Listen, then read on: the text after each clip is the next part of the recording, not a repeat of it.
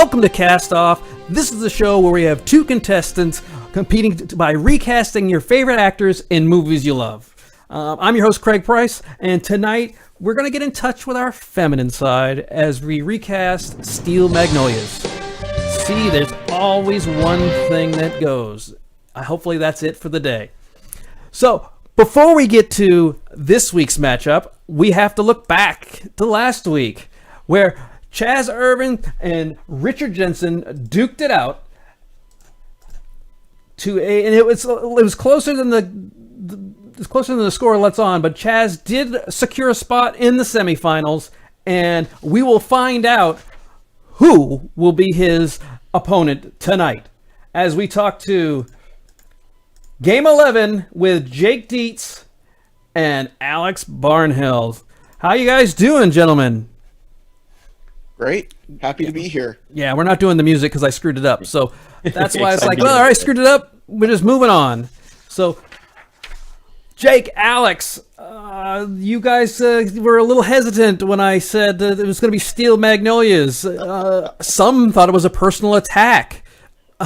So, we'll start with you, Jake, since you have the high seed. All right. Tell us about your experience with Steel Magnolias.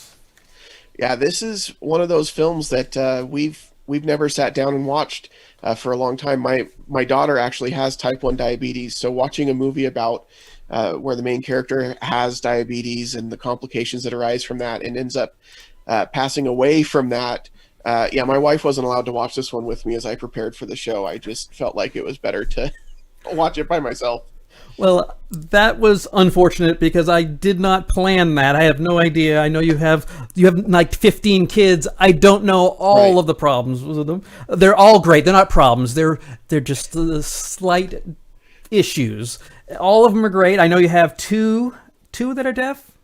Three that are deaf. Three that actually, are deaf. So, and is the diabetes an additional or an extra? So they're deaf and diabetes. So the one that is diabetic is both deaf and diabetic. Yep. Oh man. So well, all your kids are sweet, and you put them hard to work, right?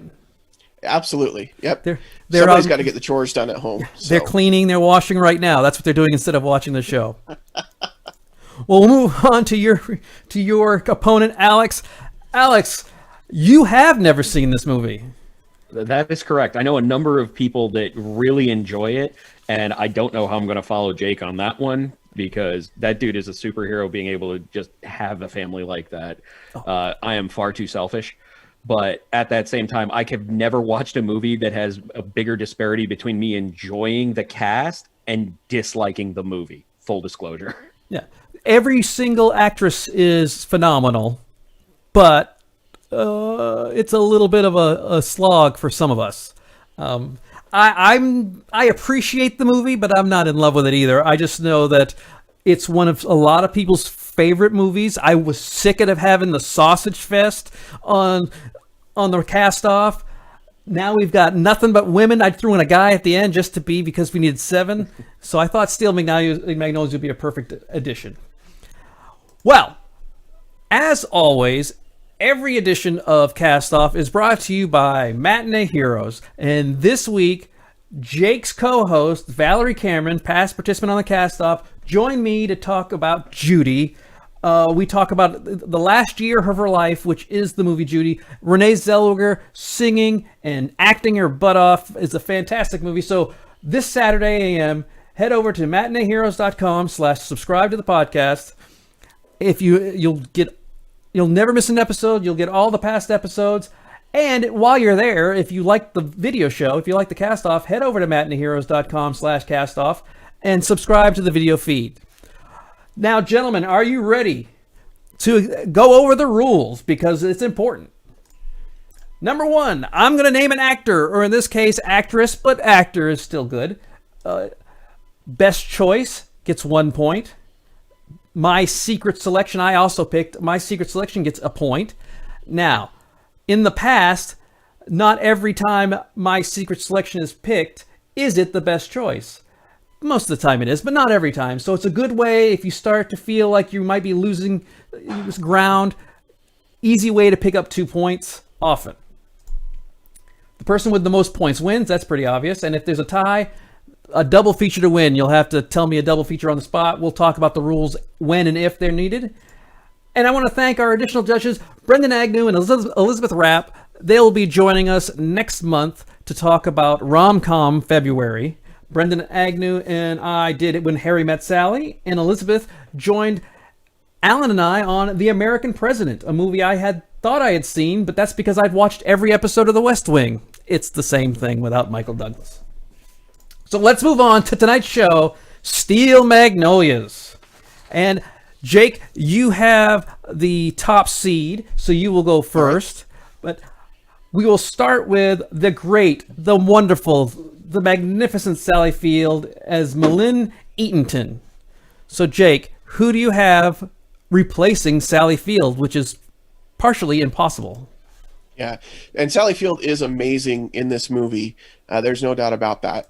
But I went with someone who I thought kind of had a similar look, especially in her prime, and someone who maybe had a little bit more personal connection to some of the story. I went with Mary Tyler Moore as my pick, and she was actually, this is kind of a little fun fact here, I guess not fun, but she was diagnosed with type 1 diabetes when she was 30 after a miscarriage that she had, and was actually a very outspoken ambassador for the Juvenile Diabetes Research Fund, a JDRF, for the rest of her life. And so I thought she had a little personal connection there with the story and would bring a lot of that to the character.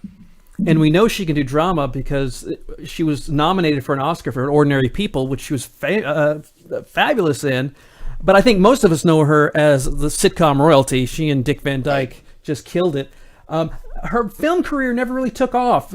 Ordinary People was like her first big movie, got a Academy Award nomination, and then kind of did 2 other movies and then just stuck with TV. She's very talented, but again, most know her comedy. I'm glad you brought that little bit. I bet she would do really well. I bet she'd be able to cry her eyes out on that, because poor Julia Roberts. She's not going to make the end of the movie. Spoiler alert. Spoiler alert on a 30-year-old movie.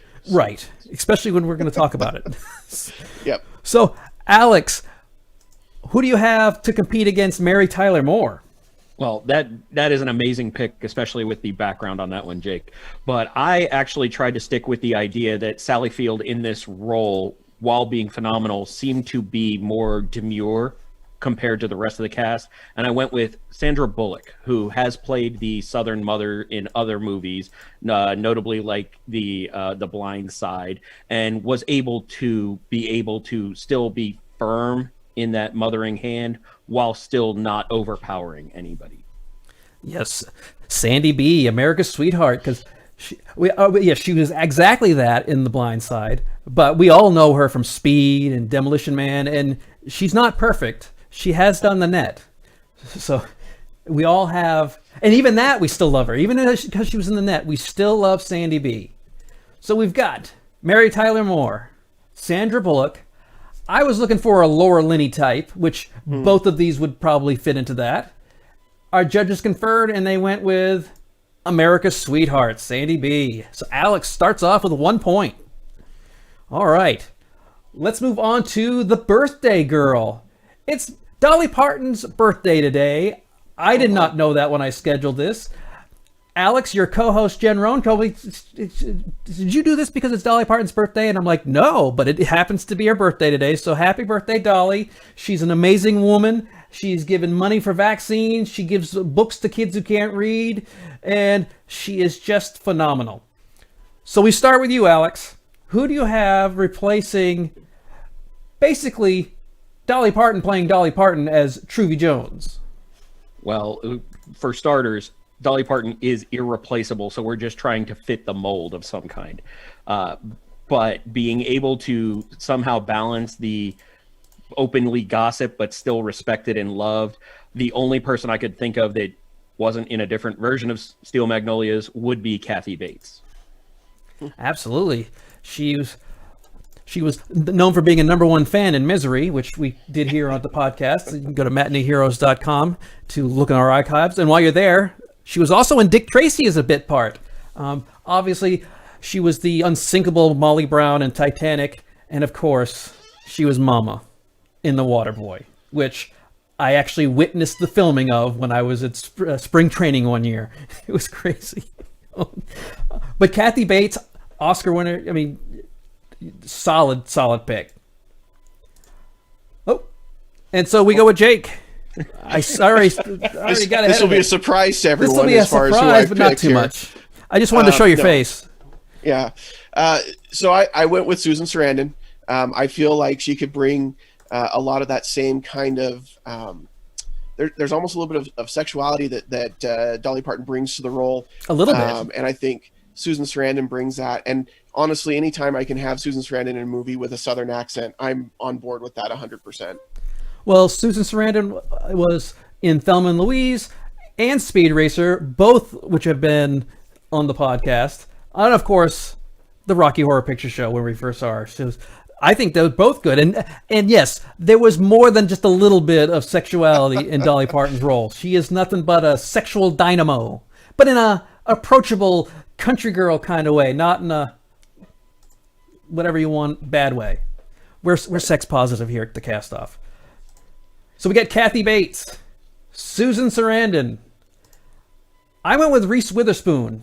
Reese Witherspoon right now, because she's got that spunky Southern way about her. And Jake, we go with Susan Sarandon. The judges decided to tie it up. 1 point for Jake, 1 point for Alex. So now we move on to Jake. And Shirley MacLaine as Louisa Weezer Boudreau, I think steals this movie. Because anybody who's a grumpy curmudgeon with a kind of a heart underneath all that crust is usually one of my favorite characters. So who do you have replacing the amazing Shirley MacLaine? Yeah, I ended up really liking Weezer in this movie as well as I watched it. And honestly, she's always kind of just done her own thing. And she is who she is, and she doesn't apologize for it. And so I went with an actress who I think has built a career of doing her own thing and not apologizing for it. I went with Jamie Lee Curtis. Of course.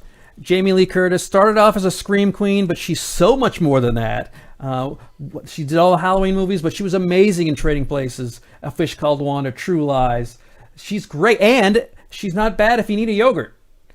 She's there for you to pick you up. I think she looks great with her gray hair. She's, not everybody can gray hair like myself. My gray hair looks like garbage, but she looks great the older she gets. So, and she started off really good. So that kind of irritates me a little bit.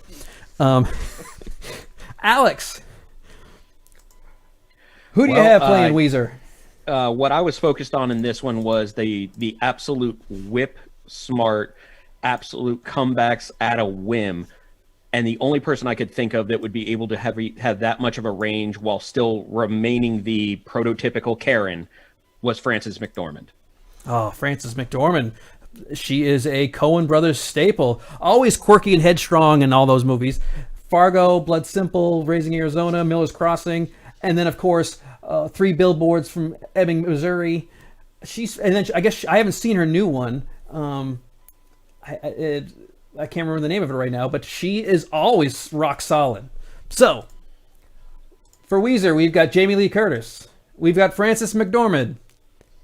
I also went with Frances McDormand, so Alex gets a point. Nice. But the judges just outranked me and took Jamie Lee Curtis. Wow. So everybody gets a point. You get a point, and you get a point, and you get a point. So yeah, every once in a while that does happen. But so now we're still tied. And we head over to Daryl Hannah as Anel Dupetesoto. Alex, you go first. Who do you have replacing Daryl Hannah? So, going with an actress that is able to pull off the first act of Daryl Hannah being the awkward character of Anel, then into the wild child of the second act, and then into the heavily religious of the third act, you need somebody who can pull off all three. And I went with Jennifer Lawrence. Yes, it was very difficult to find a picture of her with her glasses because the glasses are what really, every time I think of Daryl Hannah in this movie, it's the glasses. But yes, obviously from the Hunger Game movies, from the X-Men movies, but she's got some real acting chops with Winter's Bone and Silver Lining Playbook. She's perfect for this. Jake. Yeah, I kind of along those same lines, Alex. I needed somebody who could play all three phases of this character, and so I went with somebody who has that kind of range. I went with Scarlett Johansson, who I think could play, I mean, almost anything. And again, if she's in a movie, I'll go see that movie. That's, I mean, a given. So, yep, she's spoiler alert. She's the Avenger who didn't make it. She was in all the Avengers movies. What?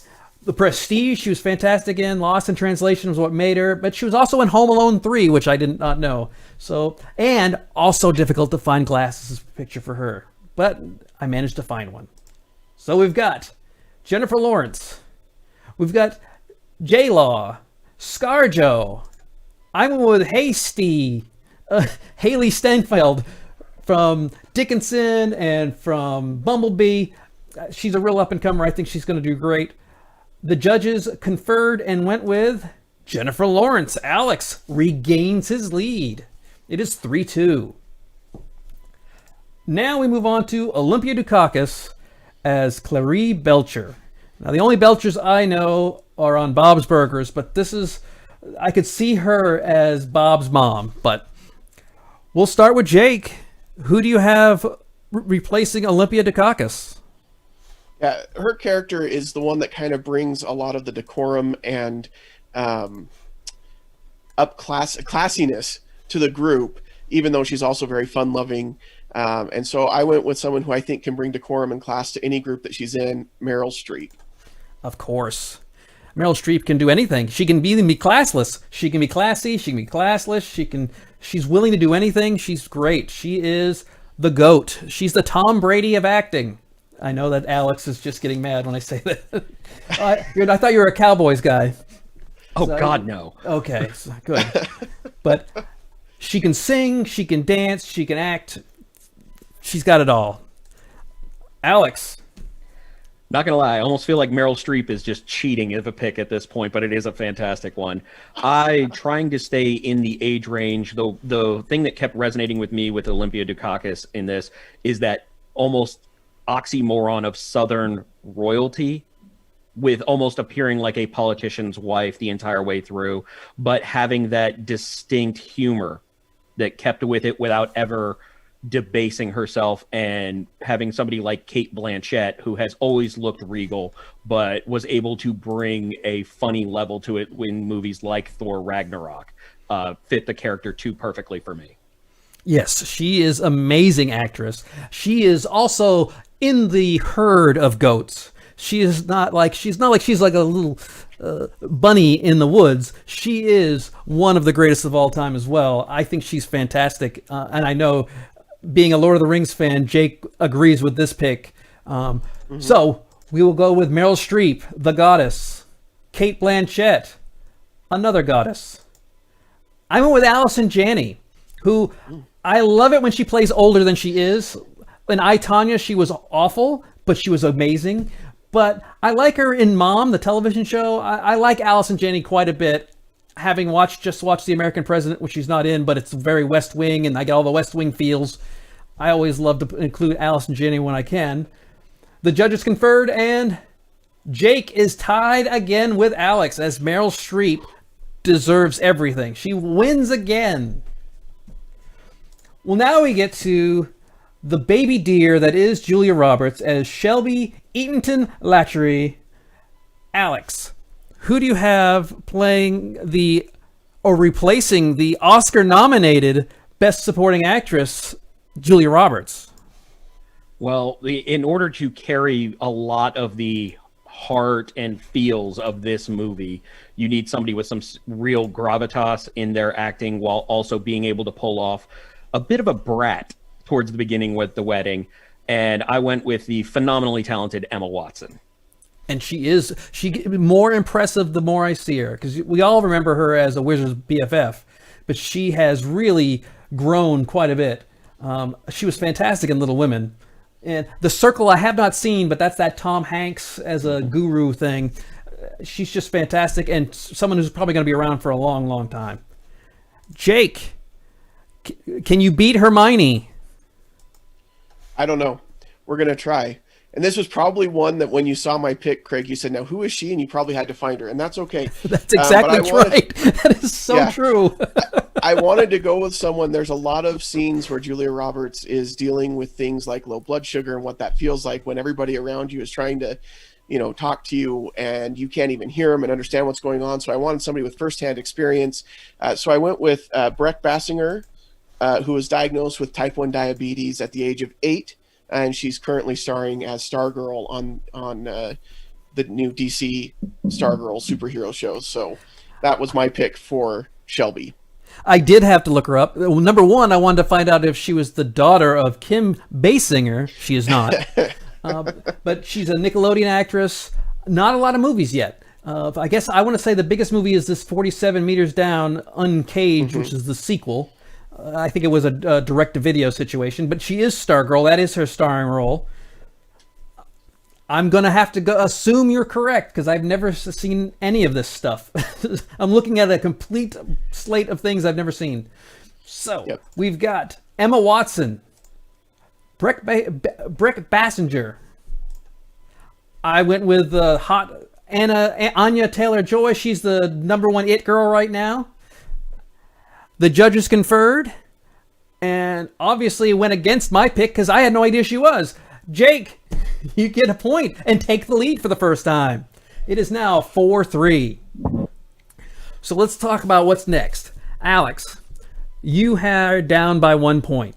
There are 2 points on the board, which means you can tie and even win next time around. You've already matched me once. So our brains might actually be linked already. So it's very strong for the return. But Jake, always good to be up one on the last one. And we'll start with you, Jake. The only guy in the movie, the brothers are there, but the only guy, Tom Skerritt as Drum Eaton, not in the play. There's no men in the play. He's here just for the movie. So Jake, who do you have playing the smart mouth ex-husband? Yeah, he is a smart mouth. He's definitely rough around the edges. He loves giving Weezer a hard time, but he's also dashing. I mean, Tom Skerritt is obviously a good-looking guy. So I went with somebody else who I think could be rough around the edges, but also dashing. Well, he's always dashing. George Clooney is who I picked for this role. Yes, because he's got that classic Hollywood leading man good looks. From Dusk Till Dawn, Out of Sight, Ocean's 11, and of course, Oscar-worthy in Return of the Killer Tomatoes. Obviously. He was not bad in that Midnight Sky that was on Netflix. He's longer beard, though. I don't like the long beard, especially when there's snot ice crust on it. It's not necessary. Just letting you guys know, spoiler alert, there's snot crust on his beard. Well, now I won't watch it. Yeah, exactly. Some people don't like it when the people throw up in movies. I just don't like to see frozen snot. Alex, get me out of this snot hole and tell me who you picked. All right. Well, one of the things that stood out to me with the Drum Eaton character was the fact that it was the charming, handsome, goofy Southern dad. But when that switch flips with the concern for Shelby, it really resonated with me from the paternal side. And I went with Mr. I Love You 3000 himself, Robert Downey Jr. Absolutely. Known for small independent flicks like Iron Man, Dr. Dolittle. Let's not forget, he started off being kind of a goober. He was the goober best friend in a lot of 80s movies like Back to School. And of course, Tropic Thunder, where he was amazing despite the fact it was racially insensitive. So let's see what we've got here. We have George Clooney, Robert Downey Jr. So Alex, if I have Robert Downey Jr. underneath this one, this is a tie. And I love Robert Downey Jr. because like Dolly Parton, nowadays all he plays is Robert Downey Jr. I went with Steve Carell, though. So now we've got a different scenario. The judges, who have outvoted me a couple times here, especially on the Frances McDormand. I don't know why they didn't. I mean, I like Jamie Lee Curtis, but Frances McDormand's fantastic. And they 2-1, they said no to me. So is it George Clooney? Ocean's 11? Handsome? He's got a beautiful wife. He's got a beautiful life in Italy. He's got 2 wonderful kids. Or is it Robert Downey Jr.? I know, I'm dying over here. Robert Downey Jr.'s got a beautiful wife who works with him as a producing partner. I think he's got a new baby, or he's got a young baby on the way. I know he's got plenty of goats. I saw him and David Letterman. He's got llamas and goats. Is it Clooney? Is it Downey? The judges decided. Clooney it is. Yep. Jake, you are today's winner, and with that, you get the final thought. Awesome. First of all, thank you, Alex. That was so much fun. Your picks were amazing. I'd love to see that movie and watch it. I'm so excited to win this one. I do want to say this was a hard one to watch. I'm so glad for modern technology and science that make things like diabetes much more livable and manageable today. And with that, Utah Remote Con is coming up. We're looking at the middle of April is what our new dates are. We haven't announced the official dates yet, but we will be raising money for the Juvenile Diabetes Research Fund. And so it's a great cause. They do a lot of research to try to find a cure for type 1 diabetes, and they help out a lot of kids who have diabetes. So that's what we're going to be raising money for in April when we come back with Utah Remote Con 2, and that's what I want to plug today on the show. Well, once you plug that, it sounds like the fix is in, and it's not. It's completely coincidence. But I'm so glad it's a natural. It was like you were destined. So that's great. I can't wait for UtahCon to come on. I'm going to be there. Alex, we'll see if Alex will join us and do some things. It's a great opportunity for a lot of people. But I know why most of you are watching. I'm looking at the thing, and I'm getting diminishing returns because the more people I kick off the show, the less they watch. So, because they're like, oh, I lost. I'm not watching anymore. So next week, we have Game 12, the final game of Round 2, where past year's champion, Randy Redacted, goes against Jake's BFF, Tracy Mangum, who just ran like 15 marathons in one day. He's crazy. Yep. And they're going to have to reclass. I'm going to give you a hint. It's a synonym of hint. And that means they're going to watch Clue the movie. Oh, wow. This one's going to be very difficult because every single person you see here, whether it's Tim Curry, Christopher Lloyd, Martin Mull, Madeline Kahn, they're all amazing and great in this movie. There's 4 different endings. There may be 4 different endings next week. But join us next week as Randy and Tracy battle it out, recasting Clue the movie. And if you liked what you saw, follow us at Matinee Heroes on Twitter, twitch.tv/Matinee Heroes, facebook.com/group/Matinee Heroes, and finally, you go to the headquarters, matineeheroes.com/CastOFF. On behalf of our winner today, Jake Dietz, and our winner but not actual winner, Alex Barnhill, I'm your host, Craig Price. Thanks for watching.